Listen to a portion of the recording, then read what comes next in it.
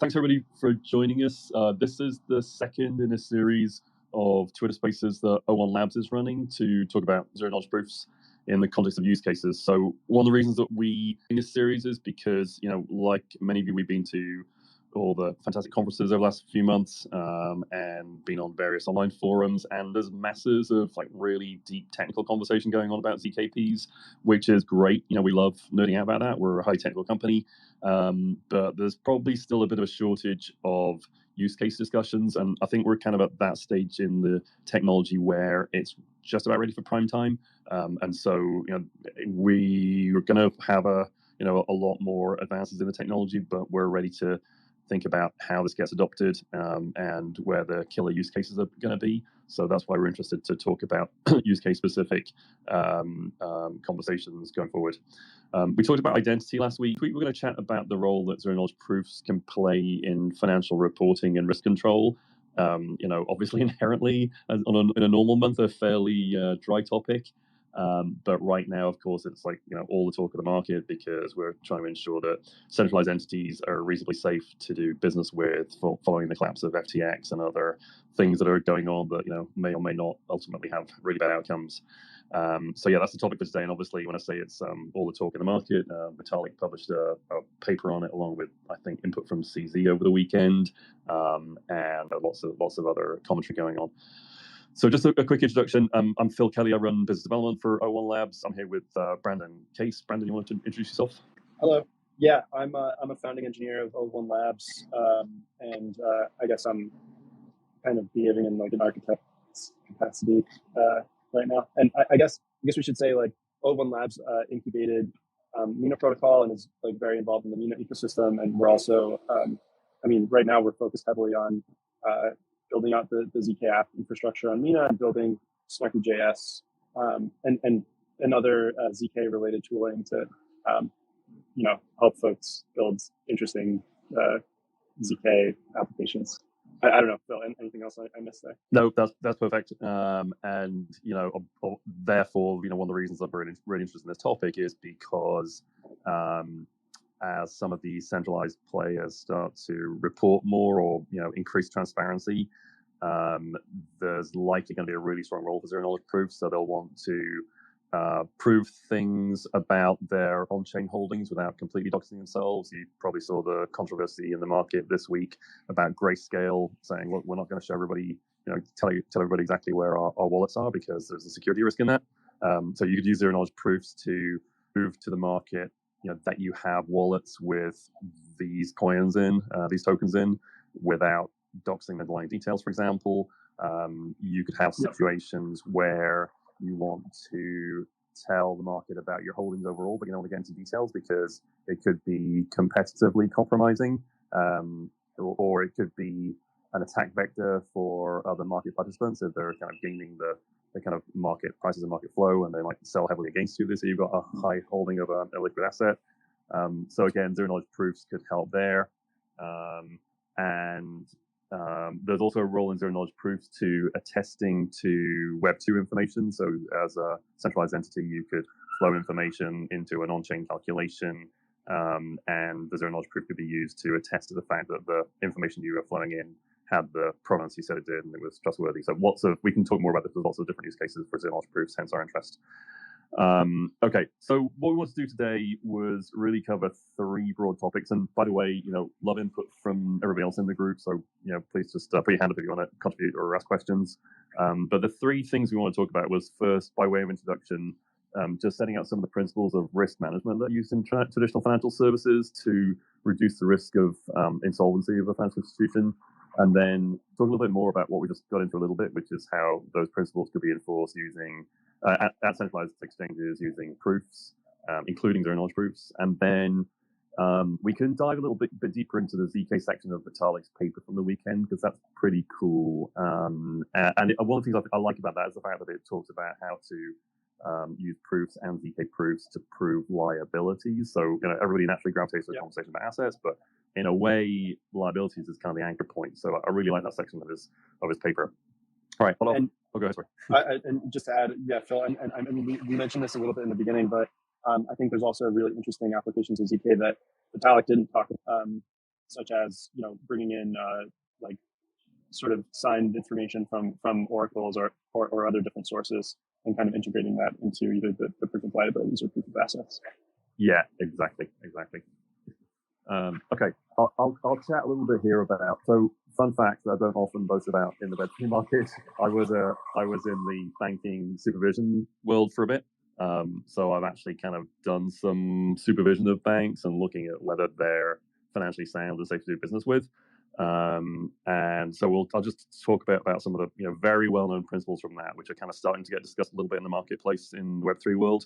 But it's worth probably just taking a step back and setting out at a kind of in a framework. And just to avoid noise on this topic, you can talk about banking supervision and financial services supervision based on people. You can talk about it based on code or a mix of that. What we're going to talk about is how to use proofs here to ensure financial soundness. So, I'm not advocating for regular, human authority-based supervision of centralized financial entities. Secondly, I'd say we're not talking about KYC or AML. This is just like, how do you ensure that a centralized entity runs its balance sheet so that it's not a kind of dangerous counterparty to do business with. So we're not talking about KYC and AML, different topics, and we're certainly not kind of taking a position on the degree to which regulation should be applied to DeFi. That's kind of an entirely separate world here. We just want to make sure that centralized exchanges don't go bust. All right, so risk management in traditional finance is actually a really well understood topic. Been frameworks in place for decades to try and stop the kind of things that are happening at the moment in the crypto market from happening.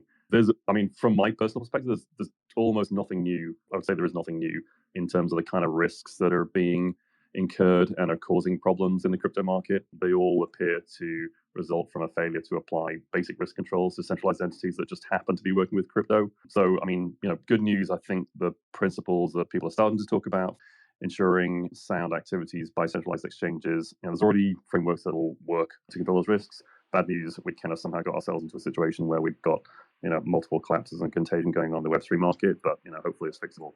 To the extent go ahead. Sorry, Phil, I'm just going to jump in. I want to add, I guess, where at least I see kind of the benefit of including some kind of cryptographic proof in the system is it at least provides some extra protection against really, really terrible audits, I suppose, or at least auditing firms that do a terrible job in the case of FTX. Right, exactly, yeah. Okay, so there's two main things that normally get looked at in centralized entities in terms of risk controls. One is solvency, and the other is liquidity. And so solvency is basically solvency today, are my assets bigger than my liabilities? So can I repay all my liabilities, including depositors?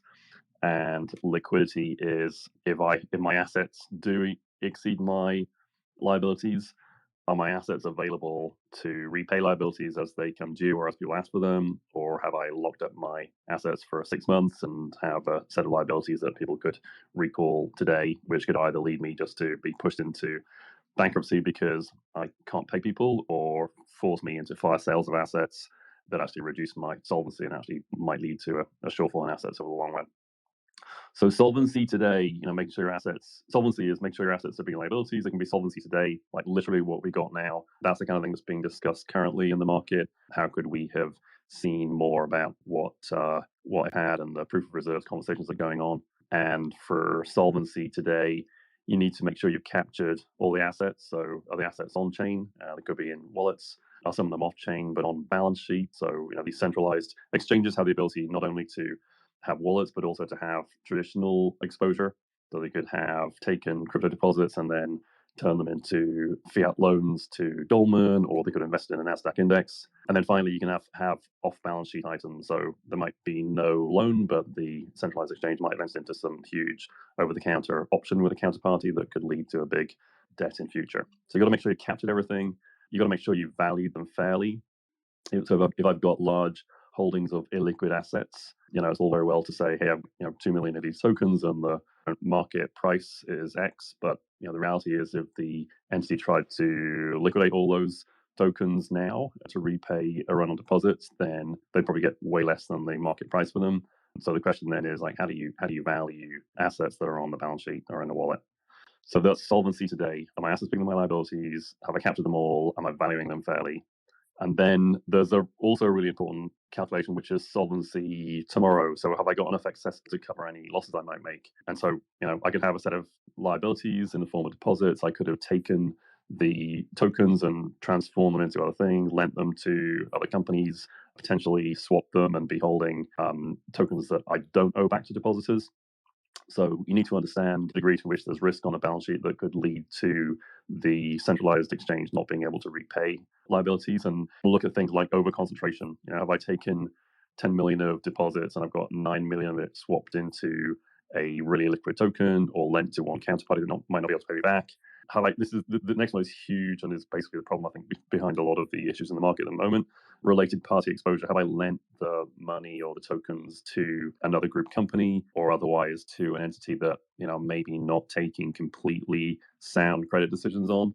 And am I just over concentrated in them? And I think we all know kind of some of the examples there. For example, with FTX having a huge exposure to Alameda. And then just in general, is the risk that I'm taking on average reasonable? Have I got all of my assets in highly risky tokens? Have I got a lot of it in fiat or stable coins? So an average risk assessment. So that's solvency. And then liquidity, as I mentioned earlier, it's pretty straightforward to calculate. So like, what are all your assets? What are all your liabilities? What maturity do they have? Do those maturities match? Am I in a situation where I've got long-term assets and short-term liabilities and may not be able to pay there? So those are, like I said, those are some of the main principles that people apply, and that we're now starting to have a market conversation about how to use EKPs and proofs in general to enforce without having regulators in person involved in this stuff.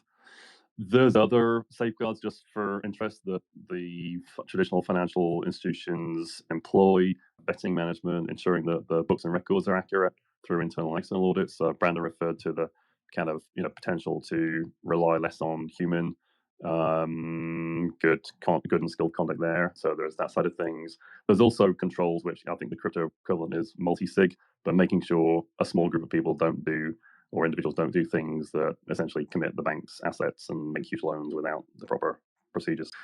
So like I say, these are all pretty well-known approaches and ratios, and it all goes back to how do I ensure I'm capturing everything and accounting for it correctly? How do I ensure transparency doesn't undermine the business, either for privacy or competitive reasons? And yeah, again, that's where we're kind of looking at proofs. So, Brendan, this is where you have a lot of expertise. I mean, thinking about how we capture everything, how do we capture all assets and liabilities? The Vitalik paper is kind of really interesting, basically having a Merkle tree that registers all liabilities and allowing individual creditors to themselves that the debt that to them is included. That's a pretty sweet for the paper. Yeah. Right. And yeah, I mean, one interesting thing to note here, well, I guess maybe I can just give a little bit of background for people maybe who don't remember or haven't read the article. You can, so for a proof of liabilities, at least with respect to folks, sorry, outside, folks that have like a balance entry in the exchange. You could put all of those balance entries sort of in some kind of data structure like a Merkle tree or a KZG commitment, depending on the sort of implementation details and the trade-offs there. And then you can, at each level of the Merkle tree, in addition to the hash of two children, you can also include the sum of the balances. Or you can do some fancy stuff with sequence snarks that I'm sure we'll get into. And the idea is, it's in the exchange's best interest to cheat on the liabilities, because they would prefer to be undercounting the liabilities if they were a malicious actor trying to get away with something nefarious. And the only there's sort of different ways to hold the exchange accountable, and auditing and these sorts of regulars is one way. But the interesting approach, if you use this kind of Merkle tree structure or this G commitment in the snark that Vitalik is presenting, is that you essentially get a system where individual depositors can sort of check and act as entities that are participating in some kind of fraud proof system where I know what balance I should have, and I can go check in the status structure to make sure and the idea is, if enough people do this, you can sort of be assured that the data is is like there's enough information present. There's not any sort of cheating by inserting negative numbers and these sorts of things. If you be sure that a centralized exchange has reported all its liabilities, then that's like a big part of the battle one, because then they have an incentive to tell you about, at least enough of their assets to cover those liabilities. Right. If they've understated liabilities, you got a big problem, because they could hide or underreport about assets and liabilities. But liabilities is the anchor. But that system that, like Plan A, at least that Vitalik set out, is that really like a fraud proof where you just need enough people to actually go and proactively check that their balances are in there? Right. Well, at least that's sort of one approach. I mean, the other thing is, you could have like multiple various independent auditors come and sign something, and you can incorporate that in the ZK proof in different ways. I guess the other thing is, like, we are at risk of undercounting liabilities here, because this solution only accounts for liabilities of the sort of balance sheet of the individual depositors. And there could be other liabilities. There could be debts that are sort of not accounted as exchange entries. That I mean, hopefully the exchanges are not acting like a bank and sort of is it rehypothecation? I don't know if that's the right term. You'd want your exchange to, and obviously we know FTX did this, to hold the assets in kind and in a liquid fashion. But if we lived in a world where us customers were okay with folks not doing that, then there's sort of extra protections that we want to put in place. So as we said, like having a trustworthy accounting of liabilities is a huge step forward, because, as we said, then the centralized exchange is incented to disclose, at least enough assets to show that it's safe. And if you have the Merkle tree structure that you just described, where creditors can, including depositors, can go and check that what's owed to them is included in the overall total, that's a big step forward. As you said, you'd have to have both retail deposits and any kind of like wholesale business included in there. So it'd have to be all liabilities, and you'd also have to rely on people kind of being reasonably proactive to, at least so there's a good sample of people that check their balances are in there. Yeah, I mean, it's kind of interesting. Like, if you included biz, like sort of other counterparties who have liabilities besides just individual users, I suppose those counterparties are still highly incentivized to check to make sure that the exchange that they're with is solvent, because like they don't want their counterparty to default either. So this is a system that definitely could work. And I guess, maybe we can go into more details on how to get the privacy aspect, which ZK Snarks can help with, because I guess like using a simple Merkle tree, as Vitalik sort of talks to, it does leak information about the individual balances of the user. There are ways that you can hide the specific users with hashing and with salts and all these things, but clever on-chain analytics and things could probably sort of really de-anonymize people in this kind of scheme. And using ZK Snarks is sort of much more powerful, because you could, for example, say, all of the balances here, like in this data structure, sum to this amount. There's no negative numbers, and and there's sort of a way to look up your specific entry in there in a way that doesn't leak anything. If we were to add on some kind of like auditing piece, and we wanted that to be represented in the ZK, this is something that we can do, at least in the proof system that we use with Mina and Snarky.js. The sort of like one way we could do this is, some service can sort of act as an oracle and say, like, yeah, we're asserting that this sort of this liability set is complete. And I guess in a traditional system, like Oracle-based system, you'd have to post the data on chain somehow, and then sort of refer to that, and there's this kind of you have to make sure it's always fresh and all these things. And I guess sort of one interesting thing about, like, with Snarky.js, you can just make a direct network request to that provider, assuming it's signed properly. Like, you can just include that in your proof, in the ZK proof. Yeah, I was going to say I could see that. So if you kind of accept the premise that, like, giant Merkle tree using Snarks to reduce information leakage, and as you said, you could build all this with Snarky.js today. But if you agree that that could be the anchor for everything, and you basically have this kind of fraud proof like system where people can check that their what's owed to them is included. So you have that as the anchor, and you then say to the exchange, okay, like prove that you've got the assets to cover those liabilities.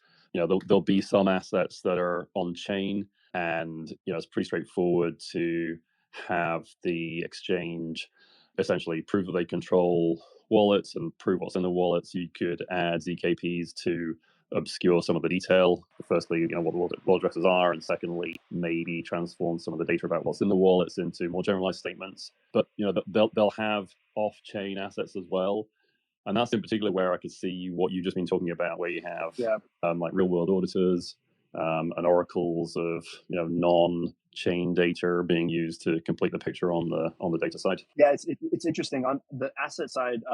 I mean, obviously, assets are like dual to liabilities in a lot of ways, but in this interesting like incentive mechanism manner, they're also dual in that like a malicious exchange it's in their best interest to try and undercount their liabilities, but it's also in their best interest to overcount their assets, or at least like they want to do their best to include all the assets that they have. And so we don't have to worry about an exchange hiding assets, because if they were able to show more assets, then it would just provide more confidence for their customers. So but like there is still like a really interesting application, as you mentioned, because like it could be in the exchange's best interest to obfuscate that data, because maybe there's some sort of trade secrets there. Maybe they don't want to dox specific addresses on chain, because it would sort of make them sort of more vulnerable to hacking and things, if exactly all the addresses and the exact assets and all those addresses. And which is Grayscale's argument. Yeah. Right, which is exactly why. Well, and who knows if they're just using that as an excuse or not. But yeah, like at least like if we were to have the system built out, again, we can build a Snarky.js pretty easily, and Grayscale wouldn't be able to say that without their bluff being called, I suppose. So you basically build you use Snarky.js to build an off-chain smart contract that examined the wallet, showed that allowed the exchange to prove that they had the private key to the wallet, basically looked at what was in the wallet, and then potentially obfuscated it by just turning individual token balances into a total balance, and maybe making statements that the tokens in a wallet were within certain classes of liquidity. Right. Way to think about it, yeah.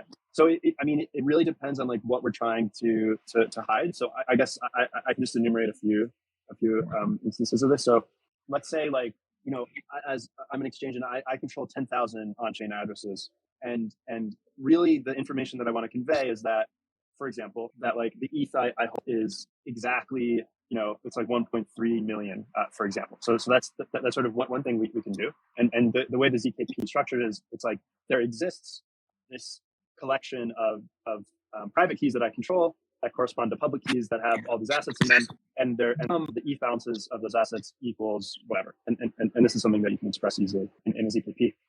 But maybe I don't want to show my exact ETH balance, because maybe you could reconstruct that. Like if there's a lot of decimal places, you can sort of find all those addresses on chain and reconstruct it. So you could say like, okay, I have an ETH balance that's between 1.3 million and 1.2 million ETH, for example.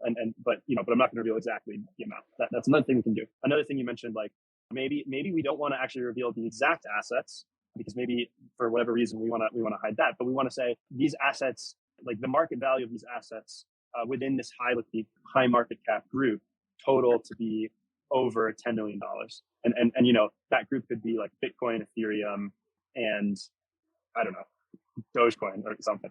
And that's another thing you can do. And you can grab market data from some on-chain oracle or from some off-chain Web2 source and include that in your ZKP. So really, there's sort of a lot of product decisions you could make.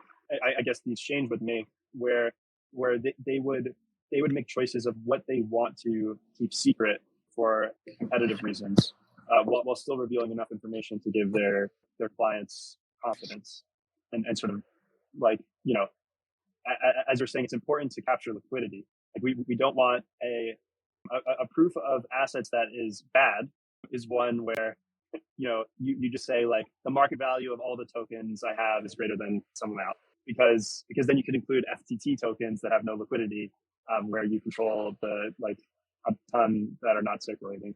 Yeah. Like what happened with this FTX. Yeah, no, yeah, exactly. I mean, and the other thing to think about also is, I mean, there's some really cool things you can do by inspecting wallets and showing that you control them and then scaling the data. But at the end of the day, for anybody that is a centralized exchange, I mean, they're always going to have some significant off-chain activity. And with FTX, for example, it was the loans to Alameda that probably punched a big hole in the balance sheet.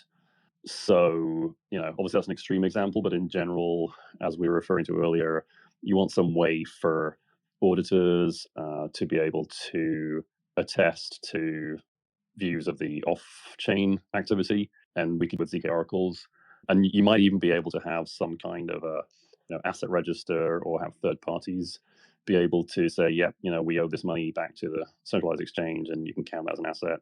So it's going to be probably a complex picture for a while. Yeah, and I think it highlights. I mean, as we were saying earlier, like independent entities that have liabilities against, or that the exchange would have liabilities with. So like loans, for example, that they need to pay back. As long as those counterparties are independent, it's in their best interest to make sure that they're included in their proof of liabilities and all these things. But in the case of FTX, like Alameda and FTX were in bed together, so like it's not in their best interest to expose that. And in that situation, I think we really need to include some kind of human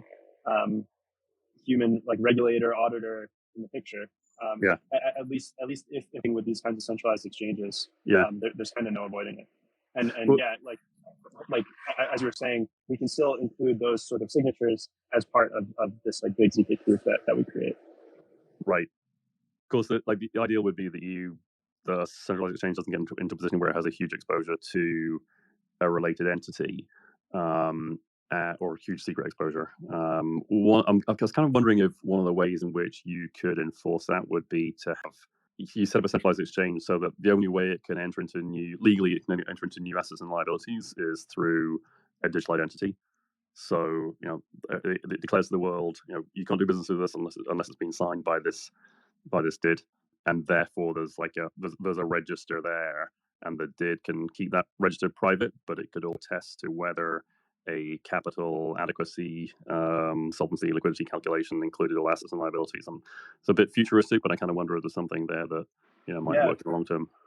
Yeah. I mean, and this sort of points to maybe the section in at the end of Vitalik's post where he talks about how there's kind of a sliding scale between a fully centralized exchange and a fully decentralized exchange, and there's a lot of benefits. Well, there's trade-offs between them, but like adding kinds of like extra layers of digital identity, extra sort of smart contract controls around certain portions of the treasuries sort of slides you towards the decentralized side.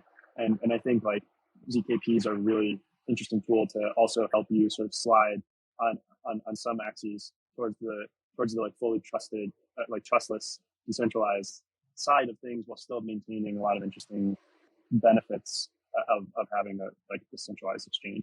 How far away do you think we are from being able to? I mean, we as in the Web3 world are from being able to do this.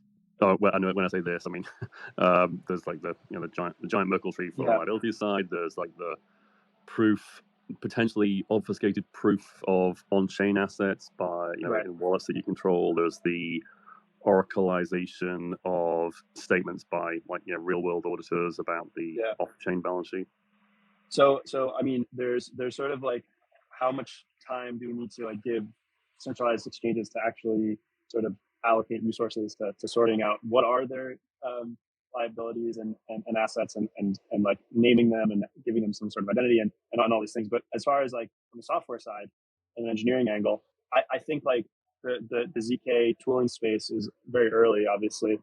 Like we believe at O1 Labs that like we have like some of the most usable, like powerful tools in the space. And I can say like, there's certain facets of this that you can't exactly do easily yet with our tools. So like, while, interacting with oracles is really easy and simple and getting extra off-chain data in, working with these data structures is very simple and straightforward and much easier than with other tooling.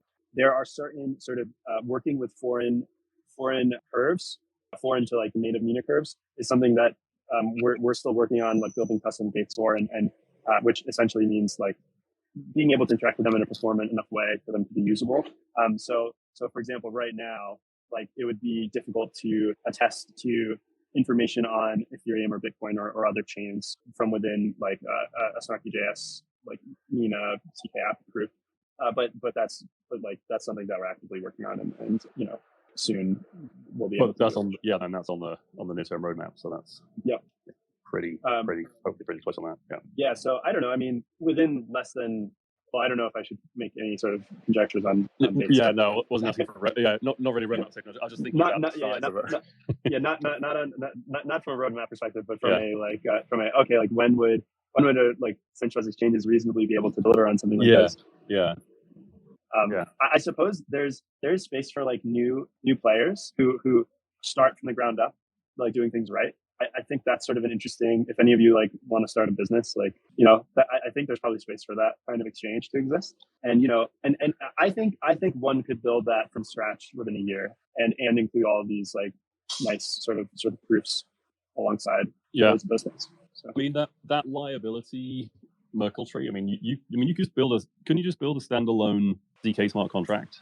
And the centralized exchange just says to the world, look, every time we have a new liability, we're gonna put it in the tree. And if you have if we owe you any money, you can use this ZK smart contract to check it's in the tree. Yeah. And I mean, I genuinely think like you could build that with Snarky.js in a day or two. Yeah. But the hard part isn't the engineering work. On that, it's like, okay, how do you set up infrastructure or engineering work on the like ZK proof construction side? It's like you need engineering work on the infrastructure to automatically, rerun this. You need infrastructure, you need processes so that humans know to like write down any sort of changes to these kinds of liabilities when initiating new loans and things like this. So I guess those kinds of processes would like hinder the adoption of this sort of thing. And then with something the size of Binance, there's probably going to be scale and performance issues. Right. Yeah. I mean, well, I assume also Binance can afford to put a few CPUs on the problem because I like these things do kind of scale up with they scale up linearly. I mean, especially I guess at least in our system via recursion, it's unbounded in terms of like whatever computation you want to do. You just pay by throwing more computers or time at the problem. Yeah, no, that's actually cool because, like as we said earlier, the ensuring you got a good record of liabilities is kind of the anchor for everything. So, yeah, you could build on those trees now. And the asset side, the on-chain asset side, I think is also pretty straightforward. As we said, we're headed towards being able to read ECDSA type schemes. There's complexity because there's a lot of kinds of assets and you have to value them and think about whether they're two connected entities. You may have to include statements from auditors. It's a great topic. Yeah, as you said, we'll see whether people are as interested in this in a year's time, but really interesting conversation at the moment. Okay, we're kind of coming towards the end of the time. If anybody has any comments or questions, we'll be happy to receive them, or otherwise we can wrap it up this week. Yeah, please. Oh, yeah. Hi. So, interesting discussion. Even I was reading Vitalik's paper. One thing that did come to mind with things like Binance and whoever, let me try to frame this correctly. So they would be unwilling to touch their cold keys or cold wallets, and even to produce a signature to prove that they control the keys. So in what way could they essentially tackle that sort of scenario? Because if you touch a cold wallet, it's no longer cold, even within specific reasons. And, right. So I'm just curious, like, you can't produce a signature, can't use an old signature, and you have problems if you produce a public key and signature. There have been vulnerabilities. So I'm like kind of thinking on what possibilities we can get. Yeah, I mean, for existing cold wallets, I'm not sure off the top of my head, but you could imagine a system where, like, during the creation of the cold wallets, you could, like, I know a lot of these exchanges have like very complicated, secure sort of processes. Right. So, like, just sort of adding a step that produces a signature like during wallet creation. Right. I think like at the same time that you're generating, like a lot of folks generate QR codes, let's say for the cold wallets. Like you could also generate another like a signature alongside that, and then you'll be able to feed that into any kind of proof of assets calculations. Yeah. So I was thinking of something similar, but how often do cold wallets, like, they could have produced that months and months ago. So the problem is still, I guess it's better than nothing, I guess. I don't know. I mean, yeah, if they're cold and you can verify with on-chain activity, like, and they haven't been touched, then you can at least assume that a few months ago they had access to those wallets. And I guess barring that, I think you have to rely on some sort of auditor to come in and say, okay, like, we reviewed Binance's processes for doing this. We reviewed we believe that, like, the amounts that they have in their cold wallets is X. And I would trust that less than the signatures that are old. But at least it's also something. No, that makes sense. Yeah, I guess it's better that way until we figure out another way. Thank you for the question. That was really good addition to the discussion. No problem. Well, for those in the US, have a great Thanksgiving, and we'll look forward to future conversations about ZK use cases, and talk to you all soon. Take care then. Thanks, everyone. All right, bye.